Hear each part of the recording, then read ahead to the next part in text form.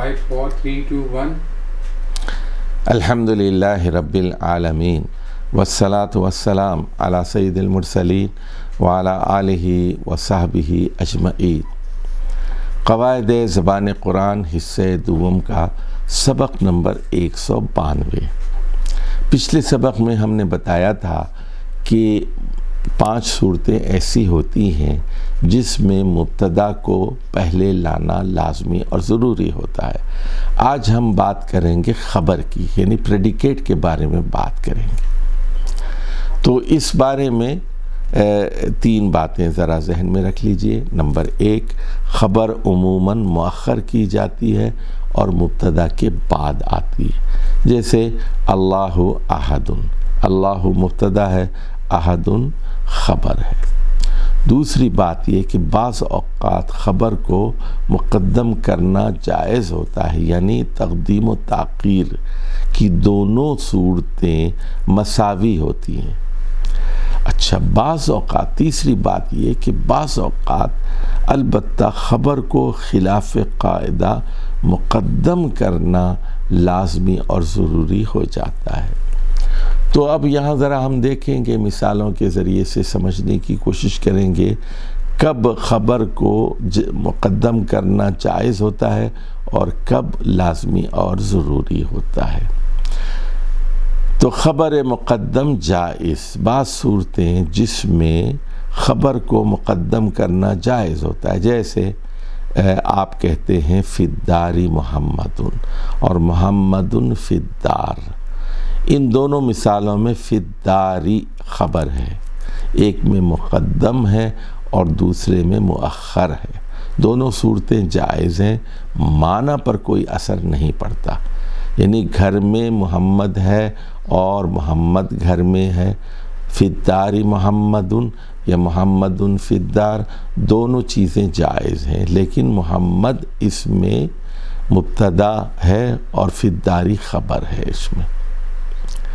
اچھا، اب بعض صورتیں ایسی ہوتی ہیں جب خبر کو لازماً پہلے لانا پڑتا ہے، تو خبر کا مقدم کیا جانا ضروری اور لازمی ہوتا ہے جب خبر ایسے اہم الفاظ پر مشتمل ہو جن سے کلام کا آغاز ہو، کیونکہ صدر کلام کا پہلے آنا لازمی ہے، صدر کلام کا پہلے آنا لازمی ہے۔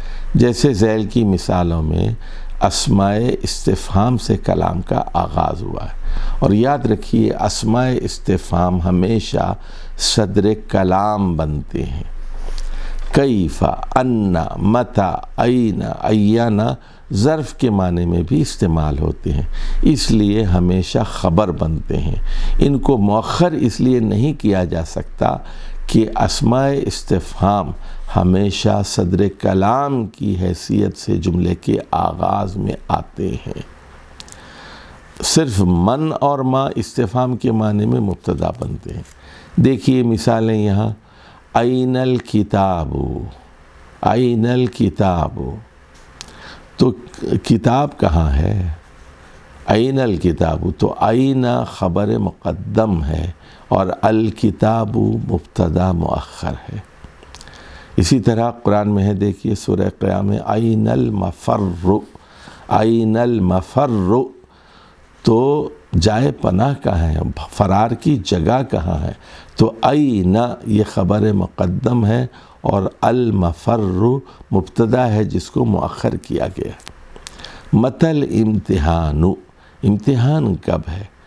تو متی یہاں پر خبر مقدم ہے، اس کو پہلے لایا گیا ہے۔ کیف حالک، آپ کا کیا حال ہے؟ یہاں بھی آپ دیکھ رہے ہیں، یہاں بھی آپ دیکھ رہے ہیں کیفہ کو پہلے لایا گیا ہے۔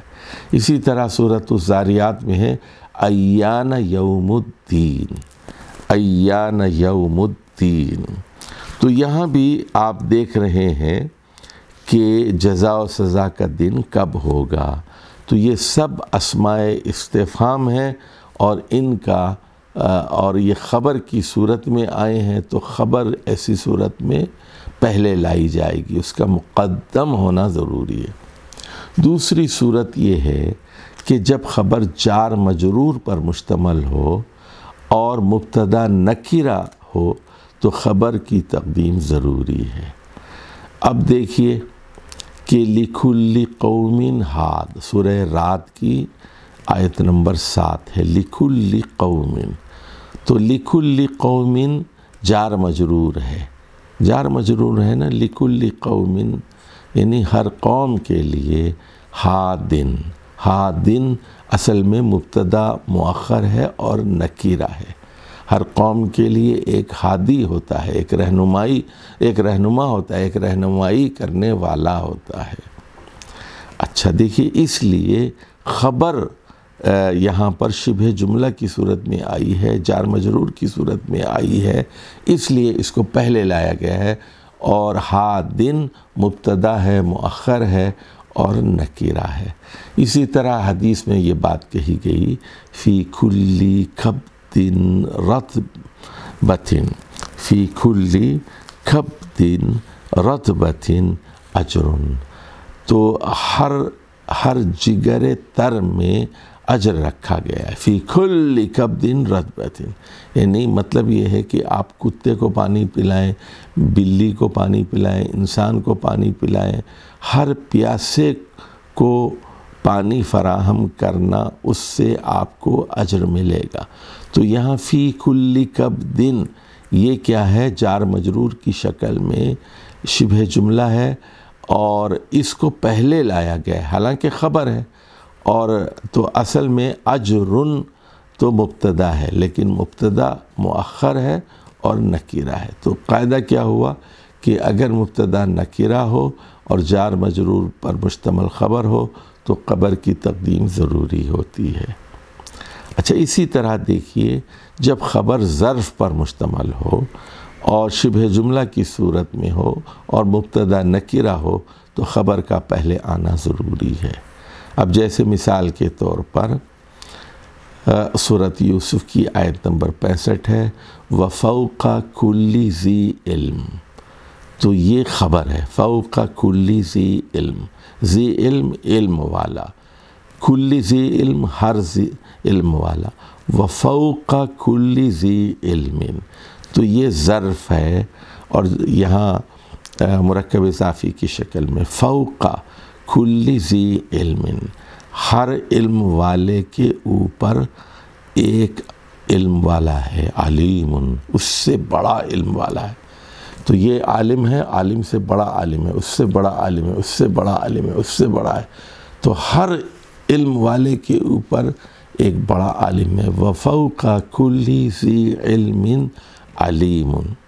تو اس مثال میں فوق ظرف ہے، قائم مقام خبر ہے، شبہ جملہ کی صورت میں آئی ہے، تو اس کا جو مبتدا ہے علیم نکیرہ ہے اور مؤخر ہے، اس لیے خبر کا پہلے آنا ضروری ہو گیا۔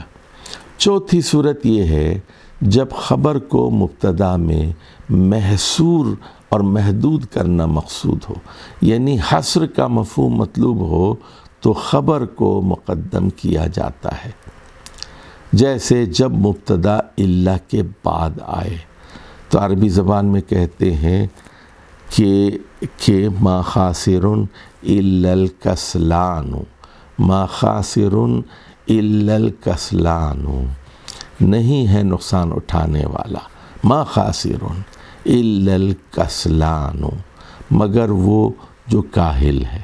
تو یہاں دیکھیے کہ خاسرن یہ خبر مقدم ہے اور الا کے بعد مبتدا آیا ہے، تو جب مبتدا الا کے بعد آئے خبر کو مقدم کیا جاتا ہے۔ تو اور یہاں حصر کا مفہوم بھی ہے کہ نقصان تو کاہل ہی اٹھائے گا، کوئی اور نہیں۔ اچھا، پانچویں صورت یہ ہے کہ جب مبتدا میں کوئی ضمیر ہو جو خبر کی طرف لوٹتی ہو تو خبر کا مقدم کیا جانا ضروری ہوتا ہے، جیسے آپ کہتے ہیں کہ علی الثمرۃ مثلها زبداً، تو کہ آپ کہتے ہیں کہ کھجور پر اتنا ہی اس جیسا ہی مکھن ہے، زبدہ ہے۔ تو علی الثمرۃ، علی الثمرۃ کھجور، تمرہ کھجور ہے، تو یہاں پر یہ علی التمرہ جار مجرور ہے، شبہ جملہ کی صورت میں خبر ہے اور خبر مقدم ہے، اور مثلھا یہ مبتدا ہے اور مرکب اضافی کی صورت میں مؤخر ہے۔ قرآن مجید کی مثال دیکھ لیجئے، ام علی قلوب اقفالھا۔ اب مثلھا میں دیکھیے ایک ضمیر ہے ہا کی جو وہ خبر کی طرف لوٹتی ہے۔ اب سورہ محمد کی مثال دیکھ لیجئے، ام علی قلوب اقفالھا، تو علی قلوب خبر ہے جار مجرور کی صورت میں، شبہ جملہ کی صورت میں، ام علی قلوب اقفالھا، کیا ان لوگوں کے دلوں پر تالے چڑھے ہوئے ہیں، قفل پڑے ہوئے ہیں؟ تو اقفالھا ہا کی جو ضمیر ہے وہ قلوب کی طرف لوٹ رہی ہے، تو یہاں ضمیر موجود ہے اس لیے خبر کو مقدم کیا گیا ہے۔ تو اب آ جائیے اس پورے سبق کا خلاصہ ہم پیش کریں کہ 5 صورتیں ایسی ہیں جس میں خبر کی تقدیم لازمی اور ضروری ہوتی ہے۔ نمبر 1، جب خبر صدر کلام پر مبنی ہو، یعنی جب این، متى، کیف، ان اور ایانا وغیرہ جیسے ظرف پر مبنی اسماء استفہام سے جملے کا آغاز ہو۔ نمبر 2، جب یہ خبر جار مجرور پر مشتمل ہو، شبہ جملہ ہو۔ نمبر 3، جب خبر ظرف پر مشتمل ہو، شبہ جملہ ہو۔ نمبر 4، جب خبر کو مبتدا میں محصور اور محدود کرنا مطلوب و مقصود ہو۔ اور نمبر 5، جب مبتدا میں کوئی ایسی ضمیر واقع ہو جو خبر کی طرف رجوع کر رہی ہو۔ والسلام علیکم ورحمۃ اللہ وبرکاتہ۔